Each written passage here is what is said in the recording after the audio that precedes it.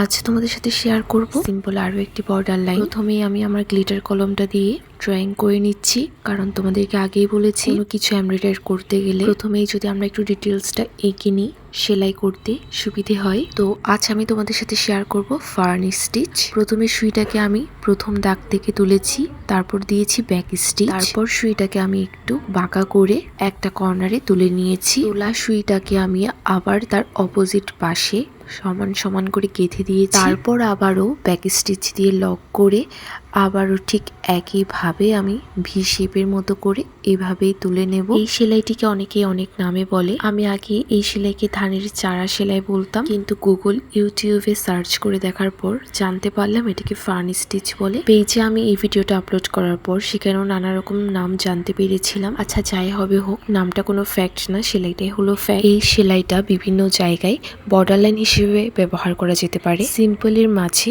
Gorgeous একটা look এনে দেয়। আমি জানি না আমি তোমাদেরকে কতটুকু বোঝাতে পেরেছি, তোমরা একটু বুঝে নিও প্লিজ।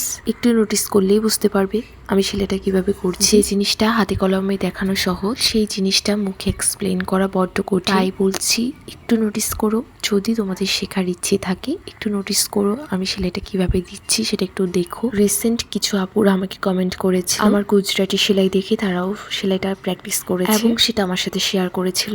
জানো তো, এরকম কমেন্টগুলো আমাকে অনেকটা বেশি ইন্সপায়ার করে কাজের প্রতি আরো একটু ভালোবাসা আর আগ্রহ বাড়ানোর জন্য। তোমাদেরকে জানাই অনেক অনেক অনেক থ্যাঙ্কস আমার কাজকে এভাবে ভালোবাসার জন্য। আমি তোমাদের কাছে সত্যি কৃতজ্ঞ। আর আমার ভিডিও পোস্ট করে তোমাদের সাথে সেলাই শেয়ার করাটাও সার্থক, কারণ আমি যে তোমাদেরকে বোঝাতে পেরেছি এটাই আমার কাছে অনেক কিছু। আমার ভিডিও দেখে যদি কেউ একটু পরিমাণও শিখতে পারে, কারো যদি একটু পরিমাণও লাভ হয়, সেটা আমার জন্য অনেক বিরাট একটা পাওনা। এভাবেই আমার পাশে থেকো, আর কোন কোন ভিডিও তোমাদের লাগবে সেটা জানিও, আমি দেওয়ার চেষ্টা করব। তো আজকের ভিডিওটা আমি এখানেই শেষ করলাম। জানিও তো এবার বুঝতে পেরেছো কিনা আমার সেলাইটা। খুব ভালো থেকো, সুস্থ থেকো, দেখা হবে পরে কোনো নতুন ভিডিও নিয়ে। আচ্ছা, টাটা।